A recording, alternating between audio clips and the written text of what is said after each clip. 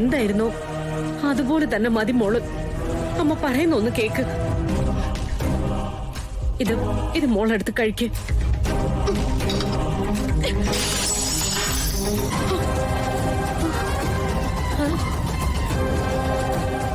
എനിക്ക് വേണ്ടെന്ന് നിങ്ങളോട് ഞാൻ പറഞ്ഞതല്ലേ.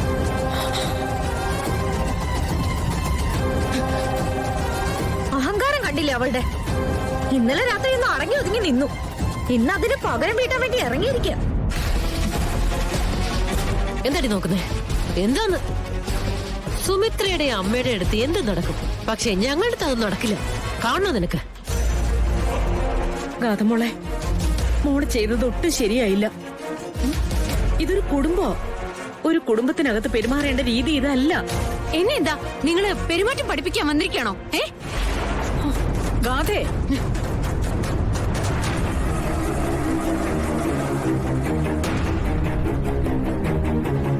പെരുമാറ്റം അറിയില്ലെങ്കിൽ അത് പഠിപ്പിക്കും. എന്താ സംശയമുണ്ടോ നിനക്ക്? അമ്മേ, നീ അങ്ങോട്ട് മാറി നിൽക്ക്. ചില കാര്യങ്ങൾ പറയേണ്ടടുത്ത് പറയണം. ഗാഥേ, നീ തട്ടി എറിഞ്ഞതൊക്കെ നീ തന്നെ വാരിയെടുക്ക്. പറഞ്ഞത് കേട്ടില്ലേ? നിന്റെ വിഴുപ്പ് ജോലികൾ ചെയ്യാൻ ഇവിടെ ആർക്കും സമയമില്ല.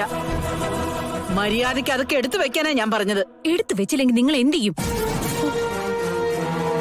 ഞാൻ ആരാ നിങ്ങൾക്ക് അറിയാമോ? ഞാൻ ജീവിച്ച സ്റ്റാറ്റസ് എന്താ നിങ്ങൾക്ക് അറിയാമോ? എന്റെ വിഴുപ്പ് ജോലികൾ ചെയ്യാൻ നിങ്ങൾക്ക് പറ്റില്ല അല്ലേ? ഇവിടെ ആർക്കാ അത് പറയാൻ യോഗ്യതയുള്ളത്? ആർക്കാ ഇവിടെ എന്നെക്കാൾ ക്വാളിറ്റി ഉള്ളത്? ഇത് തട്ടിയെറിഞ്ഞതാണല്ലോ നിങ്ങളുടെ പ്രശ്നം. എന്നാ പിന്നെ നിങ്ങൾ എന്താ ചെയ്യാൻ പോകുന്നതെന്ന് എനിക്കൊന്ന് കാണണം. ഞാൻ കാണിച്ചു തരാം.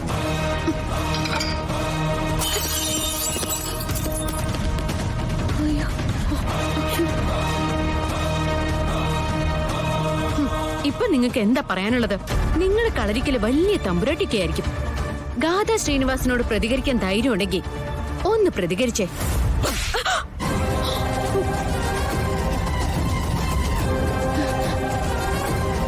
ഒരു കുടുംബത്തിന്റെ മുഴുവൻ മുഖത്ത് നോക്കി അഹങ്കാരം വിളിച്ചു പറയാമെന്നാണോ നീ കരുതിയിരിക്കുന്നേ?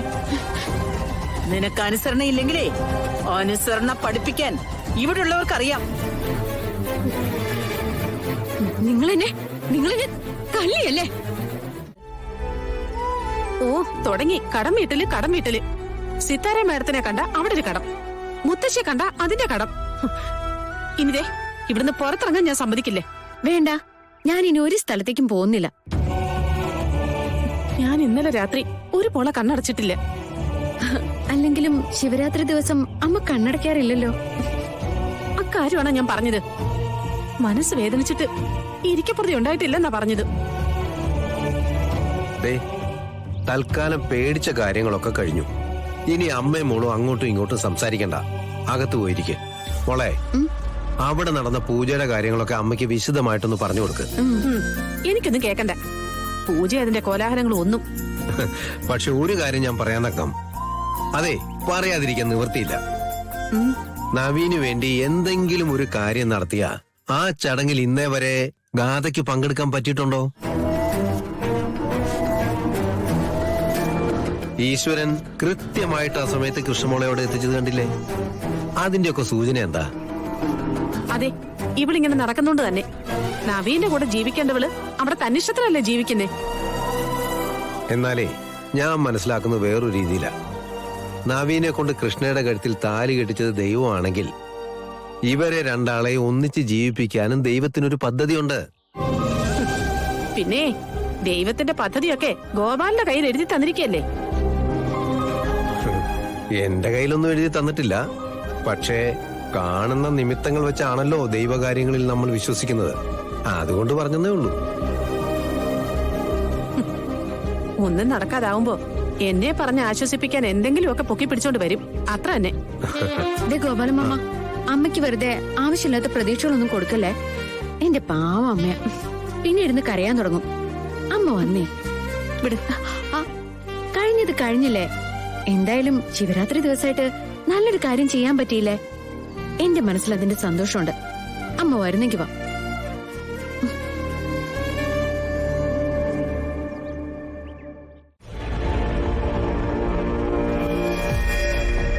കല്ലണമെന്ന് കരുതിയതല്ല.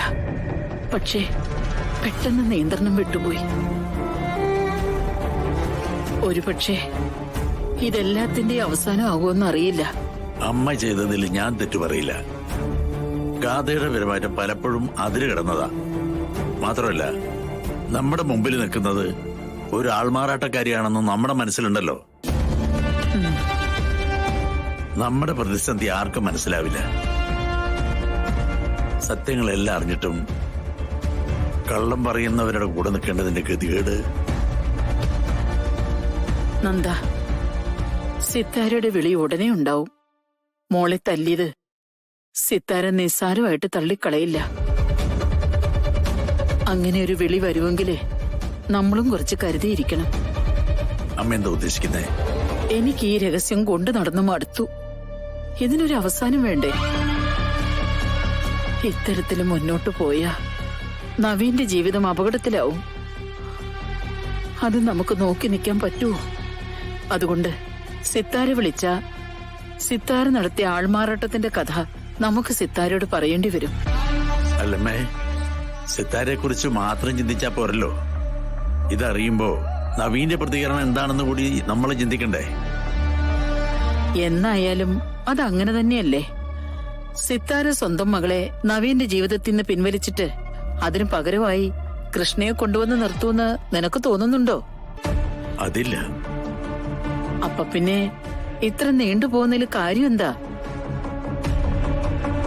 അതുമാത്രമല്ല, അത്രയും കാലം ഒരു ഭ്രാന്തനെ പോലെയായിരിക്കും നവീന്റെ അവസ്ഥ.